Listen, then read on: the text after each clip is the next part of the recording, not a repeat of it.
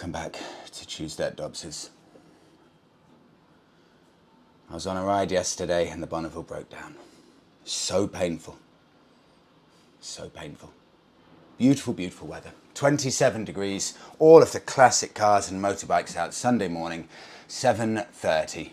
I woke up at 6:15, but I was out whizzing along the motorway and then suddenly, boom. That's it. Bonneville imploded.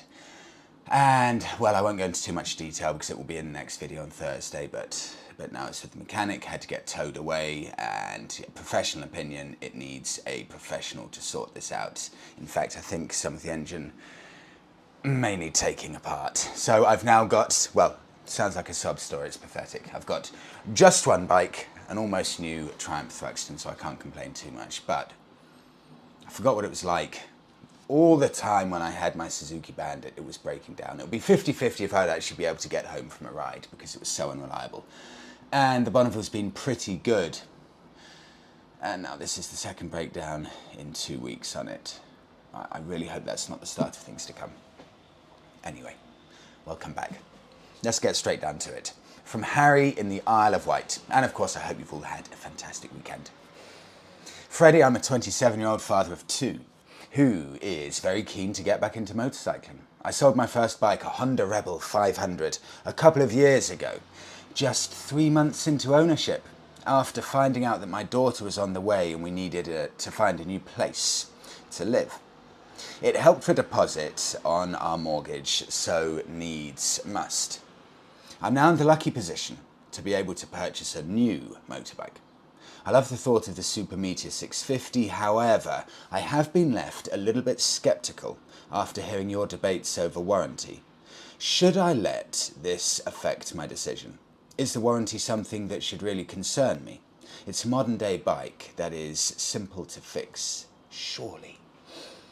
If you want to make any other suggestions for other bikes, I'm keen to hear your thoughts. I'm 5'8", 80 kilos and into cruiser motorcycles, preferably in black.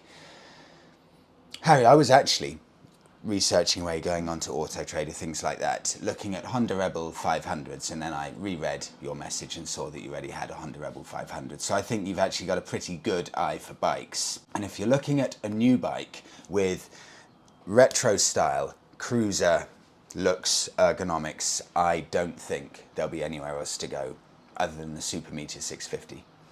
I want to say that you could get a few Harley-Davidsons for that money, maybe a Harley Sportster, comfortably for about 6k or so, and that will be a brilliant bike, but it will be more expensive and it will not be a new bike, so you don't get that warranty element with it. So I would say, if I were in your position, the Super Meteor 650 would be the exact bike that I would be looking to get. With regards to warranty, I would say, I really strongly believe this, never let warranty be the decision for why you would buy or not buy a motorbike. This is a Royal Enfield dealer warranty, straight from Royal Enfield. I think, in reality, the chances of you having a genuine issue with this, I think, are still fairly small. Royal Enfield's a respectable company. I do not think they're going to be trying to shortchange people with warranty. So I would say, very confidently, go out there, buy with confidence. One other thing I wanted to say, Harry. If you're looking second-hand, Harley-Davidson Sportster 1200, of course, that's one of the obvious choices. But the Honda Rebel 1100, potentially as well, I think they're about 6.5k used. The only problem with that, you've got no claims bonus for a motorbike. And I think the insurance costs for Harleys and the bigger Rebel will be an issue. So you're spot on. You're spot on with that, Harry. Welcome back to biking. Moving on. Older motorcycles and the difficulty of getting parts for them, or the perceived difficulty by a few people. I had a lot of insight into this, that of course dealers stop making parts for bikes, so what do? You've got eBay for second-hand parts, or for used parts, you've got Facebook Marketplace. And a lot of these manufacturers, whether it's Harley-Davidson, Triumph, Yamaha, they will all have they will very often have dedicated aftermarket companies who will make parts for these bikes once the main dealers stop making them. For example, with Triumph, the company that I've always used in 8 years of Triumph ownership, that's a Speed Triple and my Bonneville, it's World of Triumph. let me just put a quick, I always do that. Let me just put a little picture up here of the website, because this has been a complete lifesaver with regards to my bikes. It's such a good catalogue and database of Triumph motorcycle parts that any Triumph you have, within reason, I think at least for the last 30 years or so, you click on the exact model and the exact year, all beautifully laid out with pictures, and then you click on the exact section of the bike, whether it's body panels or frames or braking, and then there are actual images of each individual part, and it's got every single part without fail. So I've never had any issues at all with any of my Triumphs because they've got such a good following and good dedicated after sales companies, teams who can help you out. Harley-Davidson exactly the same. I've had a lot of Harley owners saying you really never have to worry about that because they've got such good solid after sales care from different companies.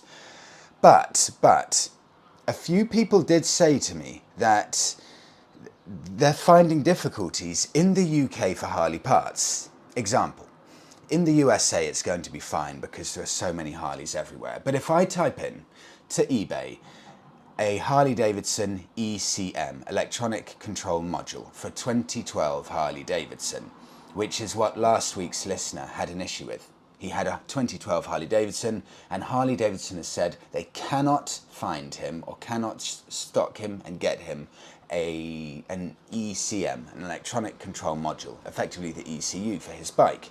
So I went onto eBay just to type it in. I simply typed ECM Harley-Davidson 2012 to see what came up. I found, and this is UK eBay, only just one ECM from that states 2012 ECM units on eBay. Once you get past the first one on eBay, every single other one, USA, USA, USA, USA. The cost for the one in the UK, £150 or best offer. The costs for the ones in the US, £190 up to £380, £450. I mean, £450 for a Harley-Davidson ECU from 2012, used. It's gigantic money. Really, really huge money. I move on. Okay, I like this. Freddie, Suzuki GSX1400. This is a bike I'd recommend. The one I chose was a 2008 model with 6,000 miles on the clock that I had to pay a hefty price for of £6,750. But it was literally immaculate with very low mileage. Prices for these bikes are rising. Seat height's low, saddle is large and comfortable. Monica would like the pillion seat. If you ever get a chance to ride one, I highly recommend you do. Do not be put off by the 1400cc engine. Simon, I know these well. And the reason I know these well is because when I was buying my Bonneville, it was my Bonneville, not my Bandit. When I was buying my Bonneville, this was in my final shortlist. This is, let me open up the one I found, a Colossus from Suzuki, 1400cc bike with 105 horsepower. And I remember this well because when I was looking for my bike, there was this, I think there was a Ducati in there, and there was the Triumph. I think there were about 4 bikes. But I remember looking at this, and I could easily get one for £3,000 back when I was looking for the Bonneville. And I've now had a look online at the exact same place, autotrader.co.uk, and if you want a decent one, you're looking at around about £4,500. I think these have gone up surely a good £800 or so in the past 3 years. This is a lovely one. It's £4,800, it's 23,000 miles on the clock. It's in what is probably my favourite colour combo for this bike, white and blue. And they've aged superbly well. Classic, timeless, muscle bike looks. I think they look brilliant. And if we go on to MCN, GSX1400 came out in 2001. MCN said until 2006, but that's not true, it's 2008. The owner's rating for these bikes, I had no idea they were so highly regarded. 4.5 out of 5 stars the owners gave these bikes. But the MCN rating of this bike really surprised me. Because being such a huge bike, you would think, no, it's just ludicrously big. It won't actually be good. People are just buying it because it's got a huge engine. But no, MCN rating, 5 out of 5 stars for this bike. They quote, fantastic performance from a huge engine, highly practical cruiser, and easy to ride over long distances. Owner's reliability rating, 4.2 out of 5. Annual servicing costs are high at £600 a year with a weight of 229 kilos. Which, you know what? I think that's very close to my Bonneville's weight, which is ridiculous considering the colossal difference in size between the two bikes. And even on MCN here, it quotes used prices from 3.5k. I think you'd be fairly lucky to get a decent one now at 3.5k. That, I've always said it, Simon, I have said this actually, I completely agree with you here on this. I couldn't agree more. I've always believed that this is a modern classic in the weighting, this bike. I really very, very strongly believe it. And if they're just starting to climb now is the time to get it. I move on to Mark. Continuing actually with old bikes here and difficulty sometimes of getting parts. Hi Freddie, I do own a much loved 2005 Honda XL 1000 Varadero. A lesser known model, but it's absolutely fabulous for long distances as a mile eater. It needed a new exhaust manifold. Honda no longer make it, although a few OEM new units are in Europe. In the end I had to resort to a custom fabricated stainless steel option. No change out of £1,100 sterling. In my case, I'm happy to pay as I love this iron horse. But the moral of the tale, however, older bikes, they are great, but they're not automatically a lower cost long-term option. Parts may cost more and become harder to find. However, if an older bike is a question of buying affordability, head for long production run models. Mark, this is a really good point. I never had any issues buying parts for my old Suzuki Bandit because the Suzuki Bandit was such a popular bike, made over such a prolonged period of time. You will always have an almost limitless selection of used parts and a significantly strong following because of the numbers made that companies can afford to set up production runs for aftermarket parts. The problem comes if you're buying slightly niche motorbikes that maybe were made only for 1 or 2 years or so, and they don't have the biggest following, and then parts could get seriously tricky to find. Mark, thank you. And this is from Steve. Freddie, I thought you might like to discuss... I've had fun with this, Steve. I thought you might like to discuss, this is good and I love this, but I had so much fun doing this. Please discuss bike supermarkets on your next podcast. Quite often we talk about auto trader or dealers, but for me, bike supermarkets are an excellent way to sit on lots of different bikes at once and have lots of different options, including used and pre-reg deals. I bought my new Yamaha XSR700 from Completely Motorbikes and was really impressed with their customer service. Much better than my local Yamaha dealer. I've also heard people saying good things about the Superbike Factory. They also offer finance deals. Isn't this, Steve? Isn't this just the state of a lot of motorcycle dealerships and the state of how it's run at the moment? And I don't think it's quite right how these big motorcycle dealers are running a lot of their dealerships, because I've said before, some of them are as inspiring as walking into a morgue, a Honda one for example. And it sounds like some Yamaha ones aren't much better at all. And the fact, Steve, that you would rather go to a motorbike supermarket than buy your Yamaha from what is potentially a local Yamaha dealer, I think that speaks volumes. Let me just have a bit of fun here, Steve, seeing as you asked. I'll put some screen mirroring up here. So, Superbike Factory I went on to. And you can click used bikes or news bikes. So take your pick. You can have anything you want here.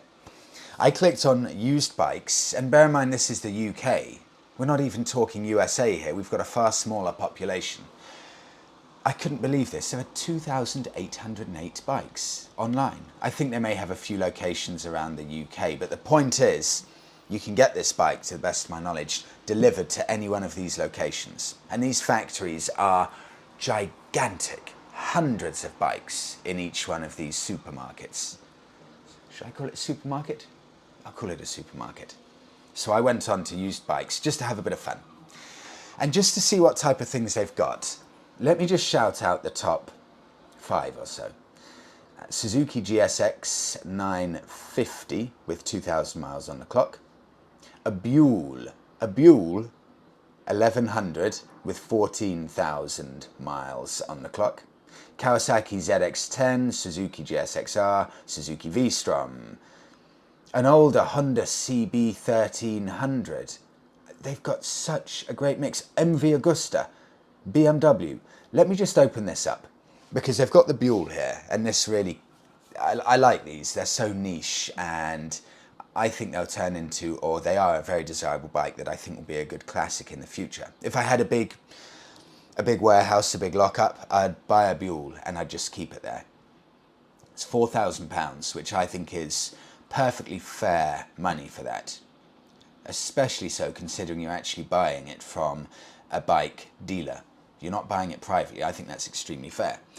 But the fun thing about this, they also offer the finance packages. So I can see here, I can either pay £4,000 for the Buell, or I can pay £91 a month. So they do finance here. You walk into the Superbike Factory, looking around at hundreds of different bikes, sitting on them all, seeing what suits you better or suits you best. And you find your dream bike and you realise you can't quite afford it. Don't worry, they will sort you out with finance. It's really tempting. They've got a 14-day money-back guarantee, part exchange available, flexible finance options, and nationwide delivery, with every bike coming with a 120-point inspection. And it's the range of bikes that amazes me with this. I must get down to one of these Superbike factories. They really do look brilliant. That's a very, very good shout out, Steve. I move on to Rob. Freddie, check out the new Fantic Caballero 700 coming out soon. In partnership with Yamaha, it's utilising the same engine as found in the MT-07, Tenere and XSR 700, and also Tracer. Neoclassic looks with that amazing engine and sub £10,000 new. I think you'd be silly to choose an XSR 700 over this. Let me know your thoughts. Rob, thanks for bringing this to my attention. I've been having a look at this, but let me, before I go into this, just read out the specs. Because I'm with you 100%, Rob. I think this looks like a really, really good bike.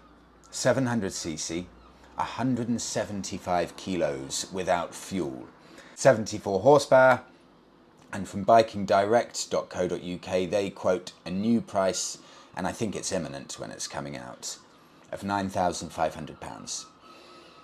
Let's have a look quickly at the XSR 700, which is at least the engine that this bike is built around.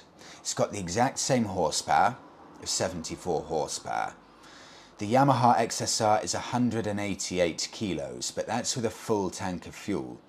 So my guess is it won't be a gigantic amount in it, weight-wise, between the two. However, the Yamaha is £8,260, meaning it's £1,240 less than the Fantic. Let's get this Fantic up now and have a look at it. First of all, I go onto the website. I think they've done a good job. I can feel all of that passion, that heritage. They've got a video up there of two Caballeros heading off. I rode the Fantic Caballero 500 last summer. Outskirts of Bury St Edmunds I went. Beautiful day. It's a lovely bike. It's light. It feels like it would be unbelievably fun off-roading. Really, for me, it would be more fun off-roading than a Triumph 1200 Scrambler, for example, because it's much smaller and much lighter. But I felt the 500cc engine let it down. For me, it felt a little bit just like it hadn't been engineered to the highest standards. It felt too weak an engine for me. It felt like an engine that I would not want to do a long journey on. I wouldn't want to be doing 6 hours in the saddle in that engine or with that engine, because it just didn't fill me with a huge amount of confidence. I need an engine that feels strong. It doesn't have to have loads of horsepower, but it's got to feel strong. So putting a 700cc engine into this bike, I think, will be a complete revelation. And it's a Yamaha 700, so I don't think there can be any concern at all that this will be a superb bike. And I think now I'm looking at it, that 700cc engine, it fills the bike out more. It looks like a more substantial bike with 2 exhausts just perfectly positioned in between the seat and the wheels, and those 2 exhausts just sit there perfectly. Gold forks, quite squat, good tyres that look like they'll be good for on-road, off-road, and just a perfectly proportioned bike. I think this is the exact engine that Fantic have needed to give them the best opportunity to push them up with the mainstream competition. You have to accept that it's going to be £1,000 more, and if you're happy with that over the Yamaha, which of course is a very, very well-regarded bike, then I think that this could do very well. I hope it does. I'm genuinely keen to test that. That's a bike that I would love to test, because the only bit I didn't like last time was the engine. The aesthetics, the looks, the fun factor, everything else I thought was superb on this. And I love the history, the heritage that Fantic play on as well. Rob, if you get one of those, let me know and send me pics. I'd love to hear someone's first impressions on this. Move on. Freddie, take a look at the Moto Guzzi 1200 Sport. Malcolm. I didn't know anything about this, Malcolm. Nothing at all. So I've had a look at this, and I went on to Auto Trader, and I typed in Moto Guzzi 1200 Sport, and nothing came up at all. And then I found that I had to type, for some weird reason on Auto Trader, Moto Guzzi V1200. And just one bike came up. I then thought, this cannot be the only bike in the UK that's available. So I went on to Facebook Marketplace. Before I go into what I found here, let me just give you an overview. This is a 105 horsepower bike. It's 240 kilos, and it's 2008 onward model. They must have stopped selling it now. I know they have. I just think MCN haven't updated it, but 2008 is when they started production. I found a nice one that I like the look of on Facebook Marketplace, and it's significantly better value than the Auto Trader one. This is a 2010 Moto Guzzi Sport. It has done 27,000 miles. It's £4,050. So that's extremely fair value. I usually say around about the £4,000 mark. If I'm looking for a new bike, that's usually around about my top end budget. So for me, that's fairly bang on. In black, classic V-twin engine, single circular headlamp with a fly screen at the front, muscular lines. Really, this is a brute of a bike, but so unique looking, with the shaft drive on the right hand side, that beautiful red Moto Guzzi logo on the tank. It's a really stunning thing. I mean, it's a Moto Guzzi. They almost always are.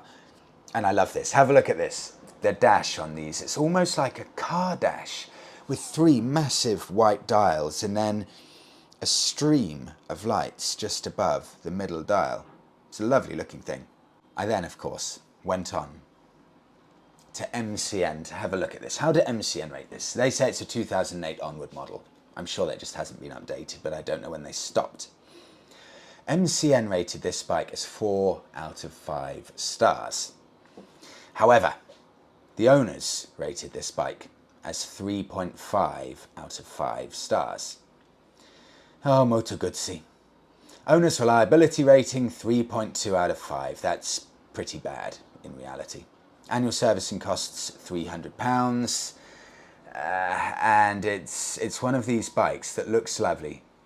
If I had a significantly comfortable bank account, I would consider one of these. But if I'm thinking, you know, I don't know if I can cope with many big bills. I'm not sure if I would end up trusting this bike. But MCN gave it 4 stars overall rating, ride quality 4 stars, engine 4 stars.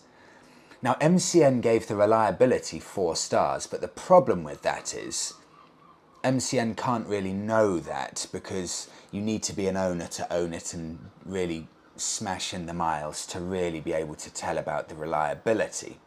And if I go to the bottom here, I've got the first owner who gave it 3 out of 5. Let me just give you this insight here. 3 out of 5, reliability and build quality from an owner's review who gave it 3 out of 5 in total. And I'm quoting here, once again, not to be too harsh, but if you buy any Moto Guzzi, you better be prepared to work on it. The quality control from the factory can be awful. Most models have some sort of Achilles heel that must be addressed. The 1200 mostly had only minor niggles, but they still must be corrected. So there'll probably have to be a sprinkling of bravery to get that, but what a stunning machine. And there's just something about Italian vehicles in general. I love them. I love them. Thank you so much, everyone. I'll wrap it up there. Please do carry on sending over all of your stories, your input. I massively appreciate it as ever. Without you doing that, of course, there would be no channel. So it's all thanks to you and your very, very kind input for that. So thank you so much all. Have a fantastic week and welcome to summer.